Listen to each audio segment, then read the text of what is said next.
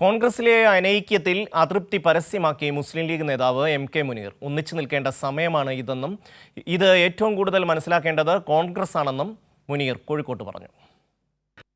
UDFിന്റെ അകത്തെ ഭിന്നത വർദ്ധിക്കുന്നതായിട്ടാണ് മുസ്ലിം ലീഗ് നേതാവായ എം.കെ. മുനീർ കോഴിക്കോട് നടത്തിയ വാർത്താ സമ്മേളനത്തിലൂടെ വ്യക്തമാകുന്നത്.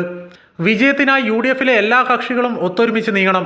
ഇത് ഏറ്റവും കൂടുതൽ മനസ്സിലാക്കേണ്ടത് കോൺഗ്രസ് ആണെന്നും എം.കെ. മുനീർ കുറ്റപ്പെടുത്തി. ഒന്നിച്ചു നിൽക്കേണ്ട ഒരു സമയമാണിത്. അത് ഏറ്റവും കൂടുതൽ മനസ്സിലാക്കേണ്ട പ്രസ്ഥാനം കോൺഗ്രസ് ആണ്. കാരണം കോൺഗ്രസ് ആണ് മുന്നണിയെ നയിക്കുന്നത്. മുന്നണിയെ നയിക്കുന്ന കോൺഗ്രസ് ഇതിന് ഗൗരവമായി എടുക്കണമെന്നുള്ളതാണ് ഞങ്ങൾക്ക് പറയാനുള്ളത്.